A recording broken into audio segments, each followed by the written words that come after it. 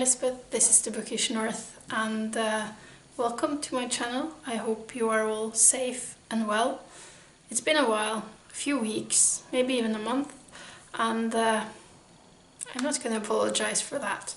I was on holiday having a lovely time in bookish Hay-on-Wye, came home and then the world changed, and apparently I needed some time to be ready to sit here in front of a camera to talk about books again.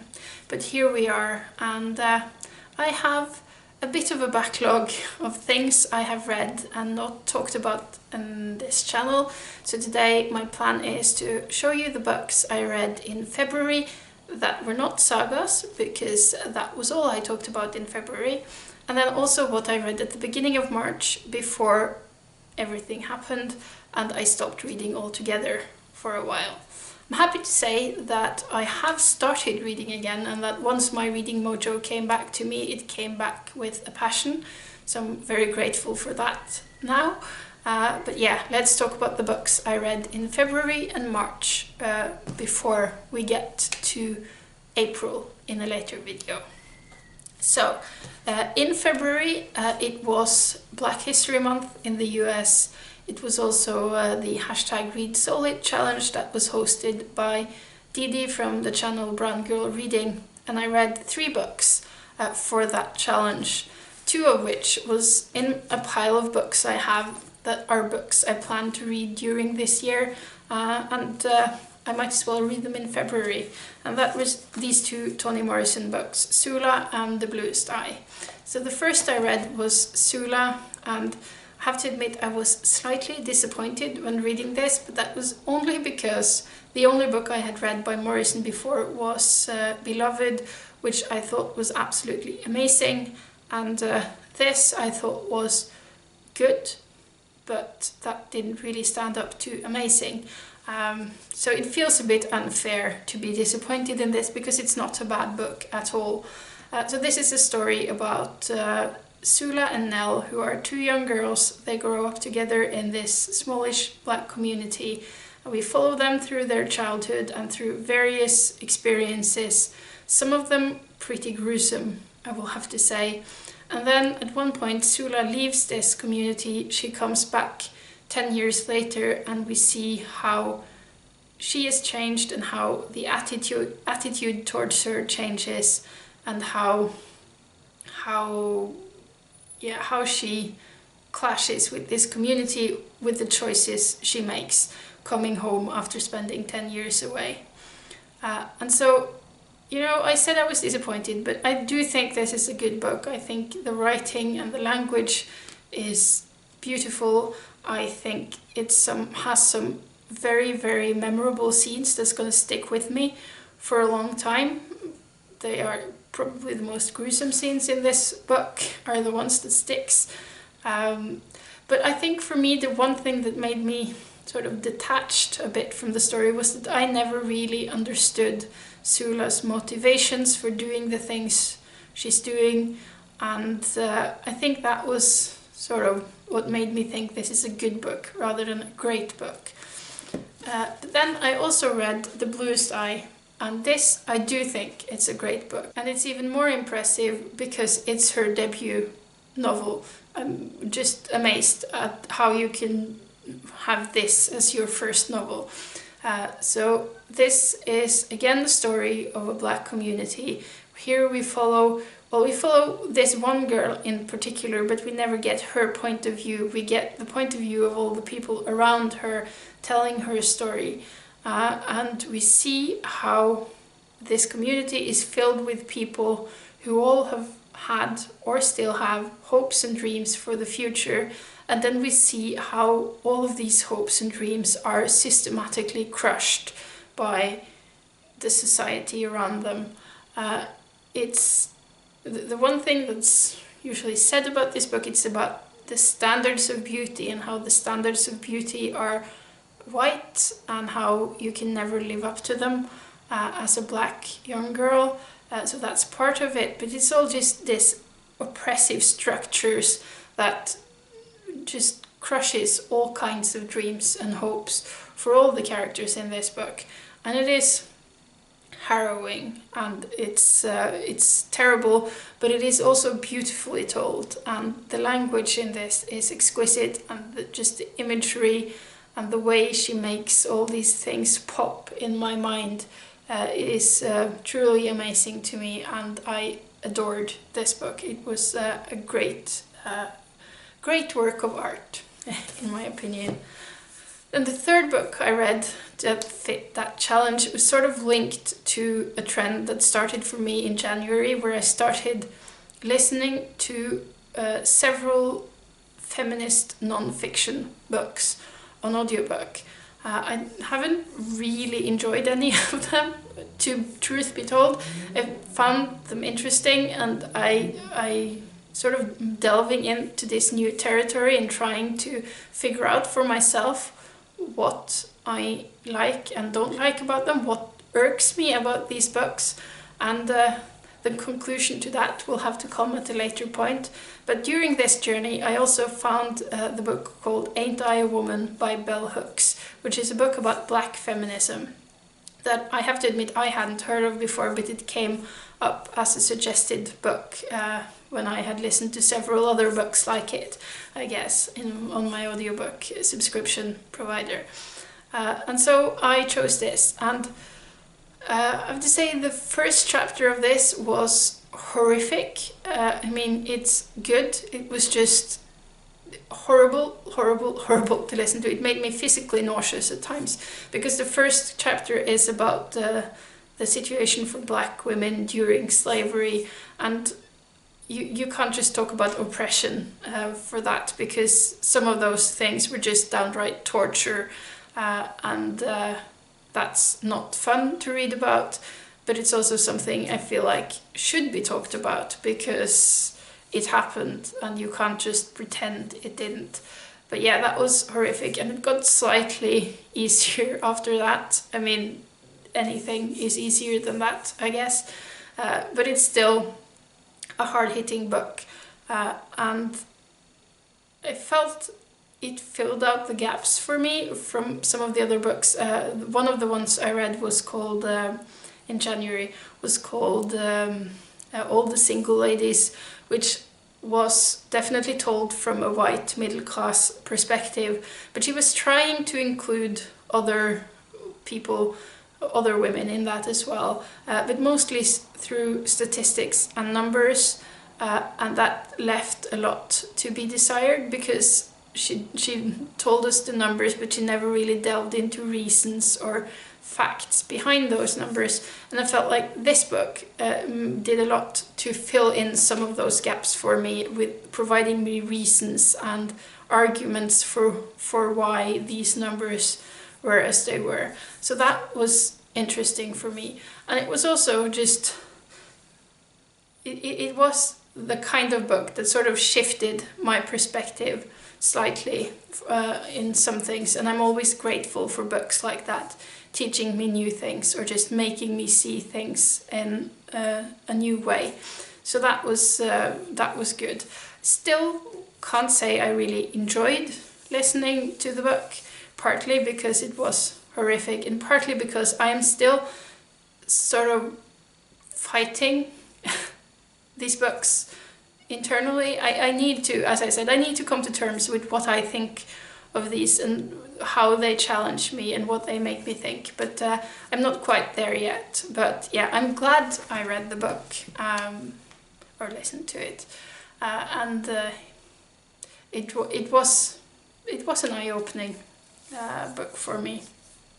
Then I also read an ebook, which was a Norwegian book called The Seven Doors by Agnes Ravatn, which is classified as crime fiction, I think, or at least it should be classified as crime fiction, which is something I don't read a lot of, but I really admire Agnes Ravatn. She's one of my favorite Norwegian writers, and I will read anything that she publishes, so I read this as well.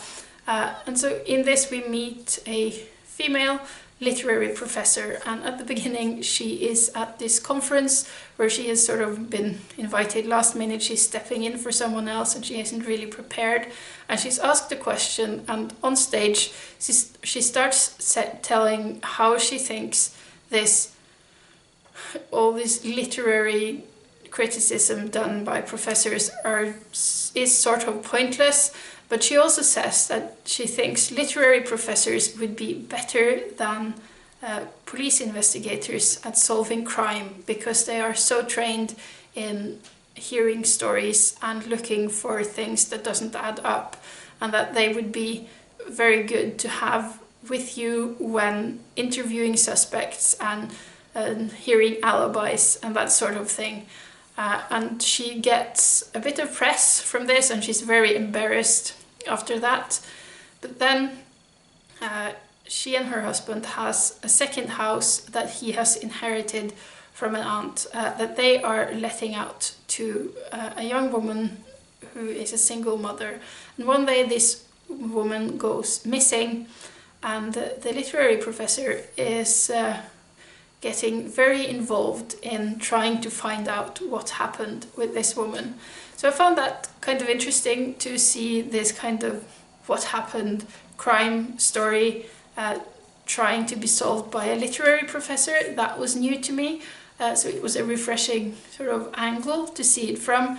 My one disappointment with the book was that my immediate initial response to thinking what had happened was correct. So I was a bit disappointed in that. I wanted some twists and turns to surprise me, but that didn't happen. But I know a lot of other people didn't see it coming, so I don't know. I might just have been lucky. But yeah, overall, it was an enjoyable read, and it had Ravatn's signature humor in bits and pieces through the book. So I'm happy to have read that. And then I read another non-fiction book. This is called The Football War by the Polish writer Ryszard Kapuscinski. He was a journalist working, I'm not quite sure how long, but the articles in here are mainly from the 60s and 70s, from his time as war correspondent mostly in Africa, but also a few of them are from Latin America. And I was slightly apprehensive going into this, because did I really want to read a white European perspective on African conflicts from the 60s and 70s? But I think it was okay. I did like reading this, because Kapuscinski, for one thing, he's a good writer, and he makes the people and the settings just pop out of the page really well, so I enjoy it for that. I also think he is, well, he's a communist, he's very anti-imperialist, and he's always on the side of the African in here, and that helps in making it readable today, I think.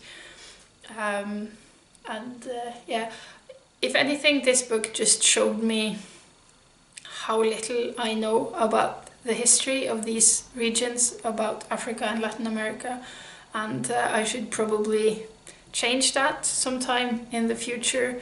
But for now, I enjoyed getting these little glimpses into things I should know more about, and I really do think his writing is good and interesting. So there's that one. Then I went to Hay-on-Wye and I bought a lot of books, and I also read a few books while I was there. That was the last week of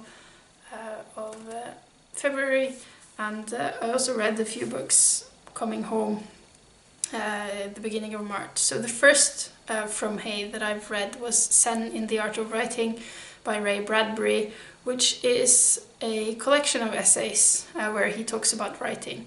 So we've heard this book mentioned many times before when people talk about books about writing that they think are worth reading. This has popped up many times, so when I saw it, I grabbed it. And I think as far as giving me good advice goes, I don't really think I got any, but still it was very inspiring, just because Bradbury is so enthusiastic about his craft, and he clearly loves writing, and it's just a sheer enthusiasm that permeates these pages that makes it makes this a very readable book, and I really did enjoy reading it. And yeah, it made me think writing is this wonderful thing that I should be getting on with. So I should be getting on with it, I guess.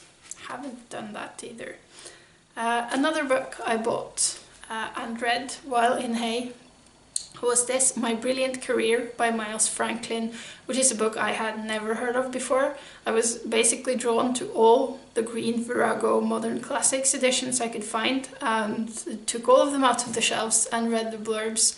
And this blurb sort of spoke to me. So this is the story about a young girl living in the Australian bush at the turn of the century. This book was first published in 1901. It's written by a 16-year-old, and the blurb tells me that you can tell it's written by a 16-year-old, and it's sort of making excuses for the quality of it, but claiming it's still readable. And I would totally agree with that, because you can tell it's written by a 16-year-old just by how melodramatic it is. At times, all the emotions are just super big. And it's also just throughout the book you have this big longing for something, but you just don't know what that something is. But you know it's something else than just being where you are and being married or having children, or just what everybody expects you to do. She wants to be something else. She wants to write or make music or be an actor, or she wants something bigger than this everyday life that she sees around her in the bush. And she has this very wry and witty tone in writing this, and I found this very enjoyable and charming, and I could remember that feeling of wanting more but not knowing what this more is. And I did enjoy this very much. This also came with the sequel, which I also bought, which is called My Career Goes Bung, and I'm currently reading that, so you will hear more about that later. But yeah, if you're looking for something a bit different, this might be it. I found it truly enjoyable. And then I also read this little thing. It's just 33 pages or something. It's an essay called The Gifts of Reading by Robert McFarlane. I really enjoy reading about other people's relationship with books. It's as close as I get to a comfort read, I think. This was before I really needed comfort reads, because I hadn't really grasped what was going on in the world yet, I think. But yeah, I enjoyed this. It's about him and a friend and their relationship with books, and how they use books as gifts. And it's about one particular book he was gifted, and you know how books have been a part of the relationship between these two friends, and it was very charming. It's not something I'm gonna remember very well for very long, I think, but it was very enjoyable while reading it. And then the last thing that I bought in Hay that I've also read by the mid-March was this poetry collection, I Want by Vicki Feaver. And I don't read a lot of poetry, and I especially don't read a lot of poetry in English, because for some reason I really struggle with connecting to the language when reading poetry in English. I have no problem in prose, but with poetry I'm having a hard time. But this sort of spoke to me when I saw it in the shop. It was in a poetry bookshop and I wanted to buy something. It's drawn in by the Blake illustration on the cover, and I read the first poem, which I liked, so I thought this is going to be the book that comes home with me. And in this we have poems that are all told from the same person throughout her life.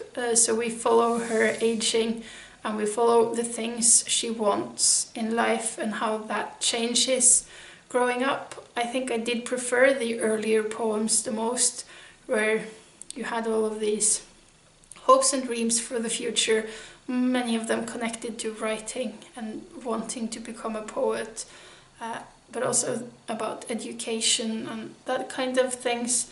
But I think this is the kind of book that I need to reread it, and I need to get more into the poems themselves before I can actually say anything more about it, because I think it requires a bit more work of me. But I did enjoy the first reading of the poems as well. So that was the physical books. I have one more audiobook that I listened to at the beginning of March while I was still commuting to work and not working from home. And after having listened to several pretty hard-going non-fiction books, I wanted something light and slightly fluffy. So I picked up something that was slightly outside of what I normally would listen to. And I guess it's a romance novel or chick lit or whatever you want to call it. It's called Don't You Forget About Me by McFarlane.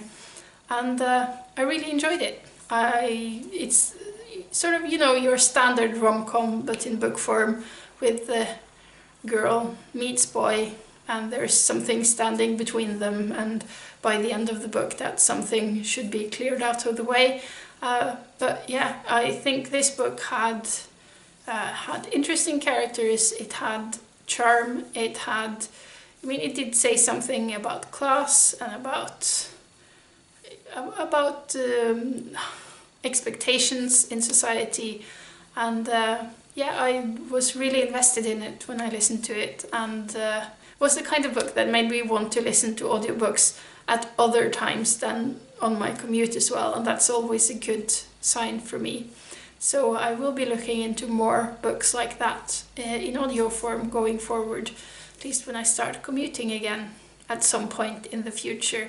But also now I'm going for walks and I listen to audiobooks then as well. So I think I will definitely look into more books like this one as well, because you can use some books with happy endings at times like these, I think.